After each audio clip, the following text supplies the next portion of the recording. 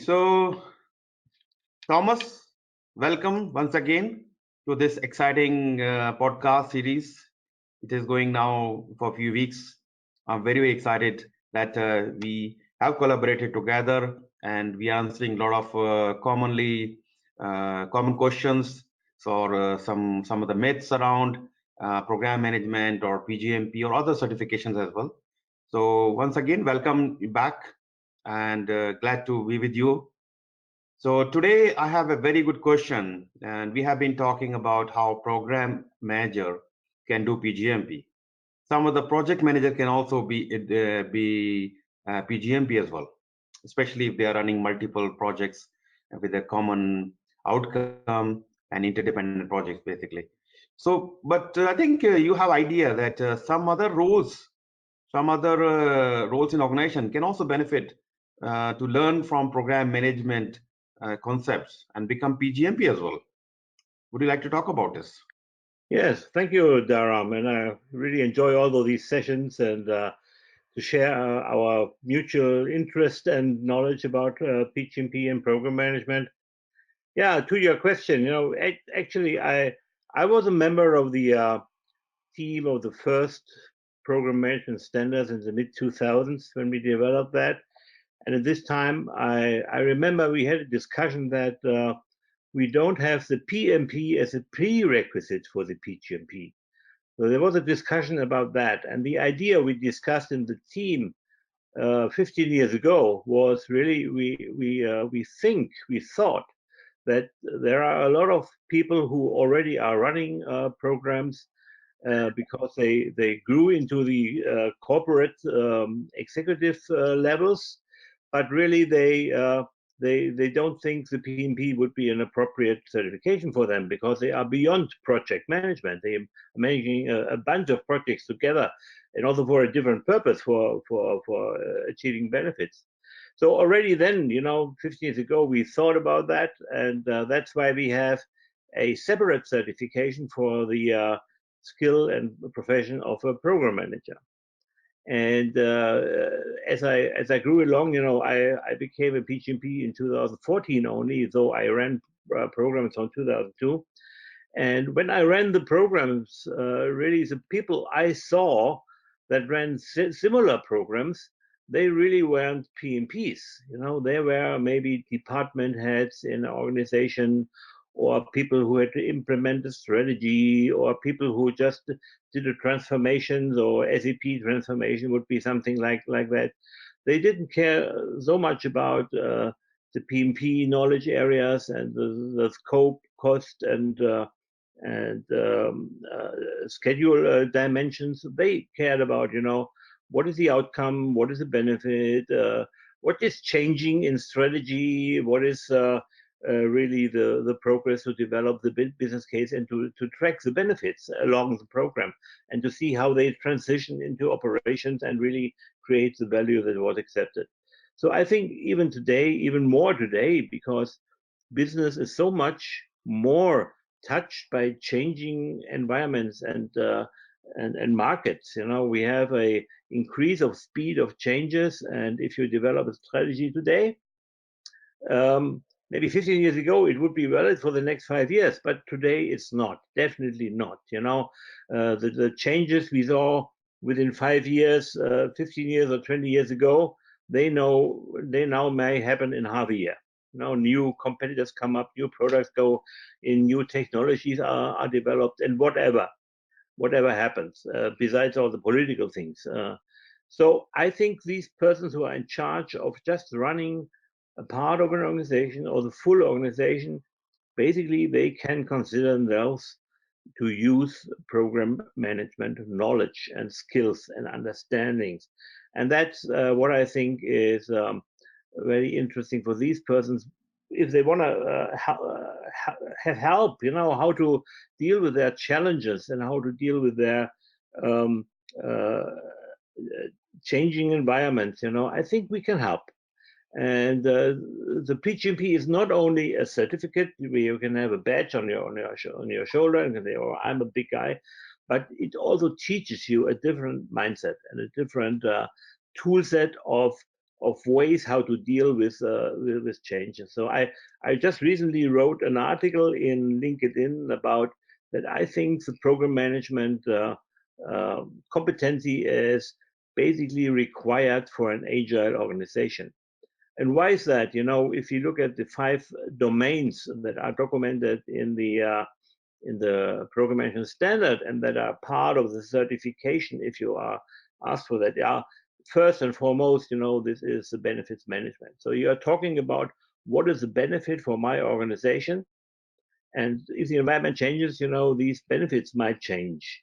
There might be additional benefits found on the course of a program, or other benefits that have been regarded as very high position, they may lower down. So this benefits realization roadmap changes over time. And who is taking care of that? You know, it's normally the guy in charge of that business, but does he have the tools to do that? So maybe he can get some tools and knowledge out of the program management standard.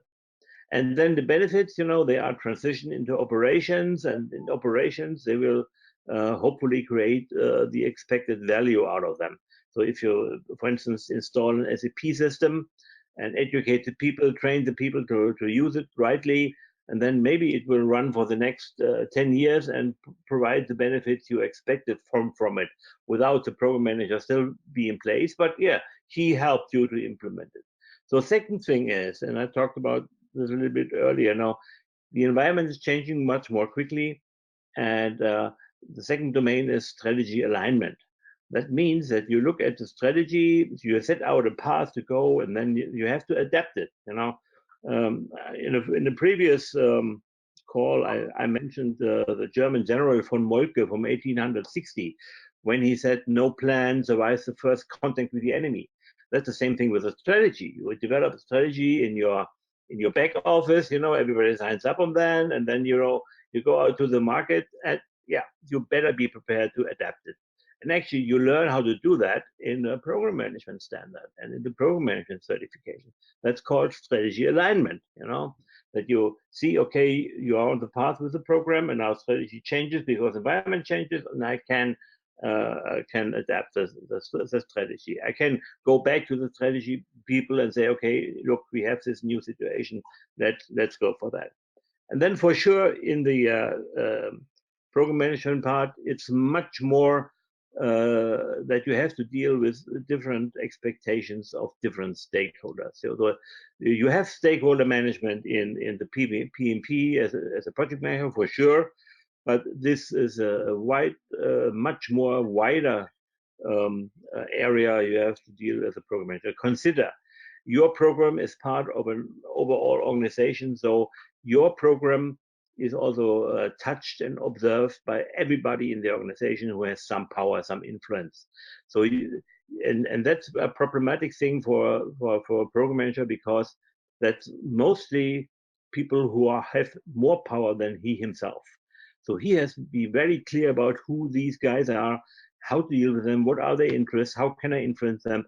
So this is one of the things, the politics. He has to be political savvy, and he has to be able to influence the corporate network and the corporate narrative about his program and his benefits. And then for sure, yeah, as a program, you know, you normally can develop only benefits if you also change the behaviors of the people. So if you run a change project within your program, you have to deal with the people who receive your result, and then, you know, the output, and only if they are motivated, and if they are enabled to use that result and that output correctly, then the benefits will produce value.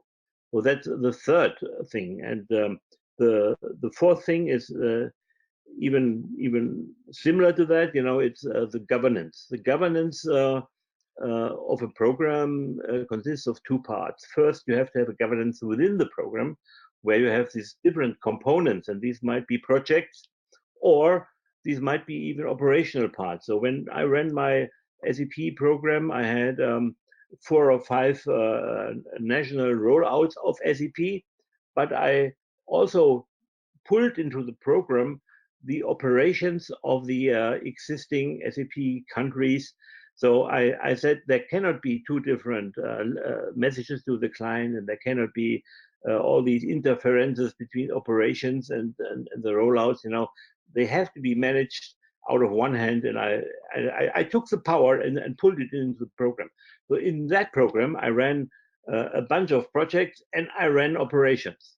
No? So I was not the guy who pulled the trigger on the data center, you know, but I said the data center only talk to the client if this and that is done, and I manage all the interfaces and help both sides, the data center guys to understand the rollout guys and the rollout guys to understand needs of the data center guys.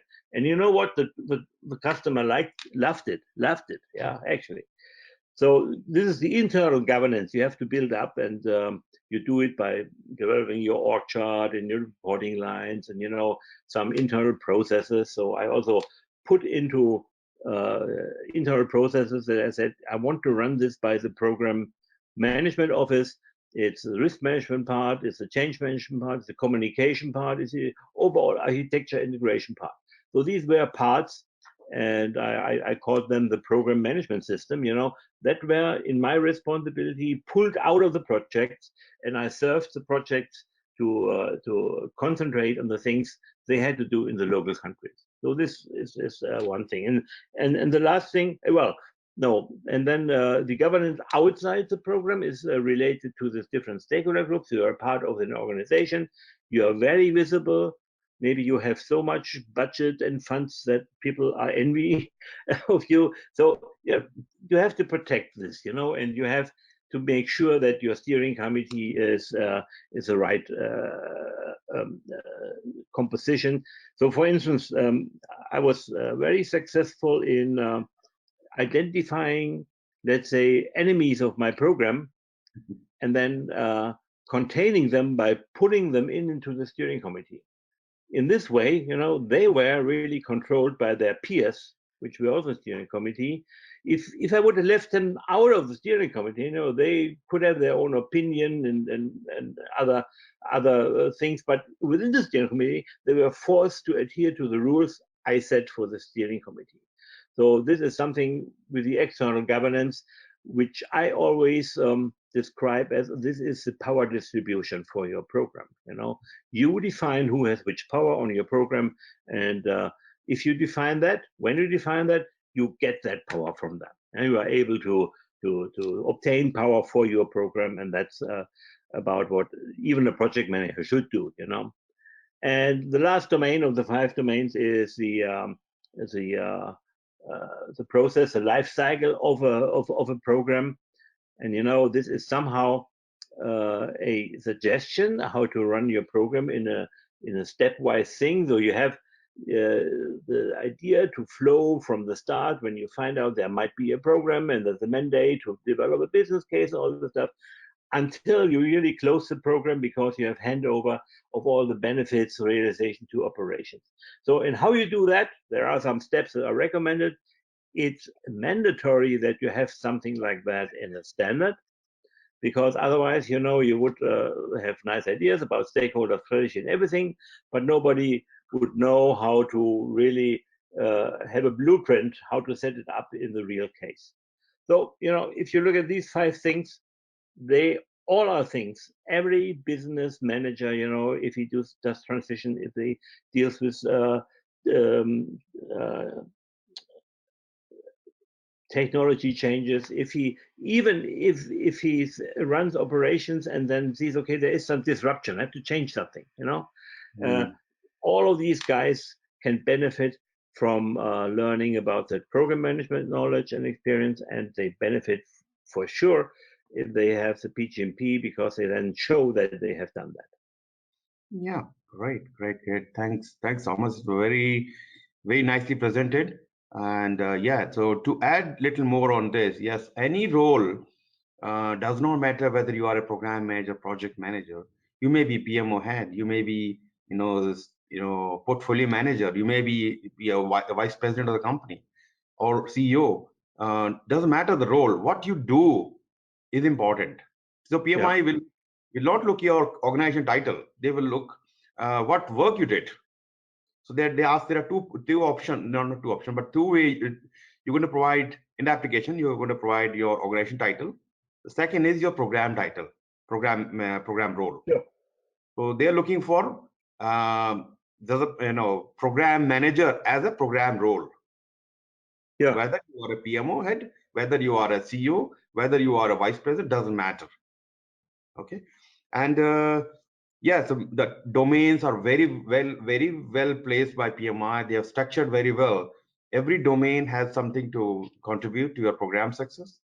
You may be working in one particular domain, or you may have to work in all the 5 domains. Does not matter. What matters is how you take your program from start to end. So all this learning will come through when you go through standard for program management. There's a document from PMI. Yeah. And there's another document from PMI called ECO, Examination Content Outline. It's called Examination Content Outline, but it is actually role of a program manager. So it's a good idea to go through these 2 documents. Even if you do PGMP or not, doesn't matter. You learn how to do the programs more effectively. Okay, so that's how you're learning. As you mentioned that right now, Dharam, if I may, that all the PMO leaders can benefit from that. And exactly. I have my own story about that. You know, if you look at the PMO leaders, and there are many out there, I think 80% of the large organizations, they have a PMO. But on the other hand, about the average age of a PMO is only about 2 years. So many of them die off. And so in my last client, I established actually a PMO, and I did establish that PMO as a program. So I have a presentation of that PMO as a program. What was the specifics on that? You know, we said, okay, we have to review our purpose, the delivered benefits from our program every year. So there is a cycle where we go back to the stakeholders, to the sponsors, and see what they need in the next year. Because if we have developed something like, let's say, a transparent dashboard for management for all of the projects, the PMO for 1 year, that's fine. We have done that. We have improved something. But what is the next thing? Yeah. And maybe, you know, what I observed actually, many PMOs go away and are canceled because there is a big problem in the business. One sponsor says, I need a PMO to solve that. And then, you know what, the PMO solves that in a year or 1.5 years. And then maybe the sponsor loses interest because the problem is solved. So, and he doesn't see any more value in the PMO, or the PMO goes back and finds the value for themselves. You know, I'm not saying that there should be an overhead organization trying to survive by themselves, but there is enough to do in the space of project program and portfolio management organization that a PMO can live forever. Exactly. One more thing, there another group which we have not talked about. There's and that's very popular nowadays, startups. These days, people come up with a new idea. They want to build a business, be a big company, with a small idea. So these people can also benefit from knowledge, from program management knowledge. Why? We need to have identify the vision, mission, strategies, objective. Then you have to identify a benefit, and you track your whatever you mentioned in your previous talk. It is a proper program, and they should be seeing this as a program and should be tracking record results. And that's where the startup can go. Success of startup can be very high. And other day I was actually in one conference. This guy was talking about only 1 in 10 startups is they are successful, and 9 out of 10 are failed because of there are many reasons. And one of the reason I think can be because they have not followed a particular standard or particular structure. Yeah. So a lot to learn. You know, don't see this certificate like PMP, PGMP, PfMP just because role based. It is learn how these standards can help you to do your job even better. Whether it's running a company, whether it's starting a company, whether running a PMO, whatever it is. So and yes, you can join. You can read the books, or you can join some of the courses which I'm running, and there are other people also running. It is about learning from the expert who have seen this, who have done this many times, and Thomas, you are expert in that area anyway. So you are in Germany, and people can reach out to you, and people can reach out to me as well as, and we are here to help. So yeah, I'm looking forward to helping more and more people, and making sure they have the required knowledge to go all the way to learn program management, and also if they are ready, they can do PGMP. Great, good, Dharam. Thank you very much, Thomas. Very, very insightful discussion, and can't wait to have another discussion. Thank you very much. Yeah, thank you, Dharam. Take care. Bye-bye.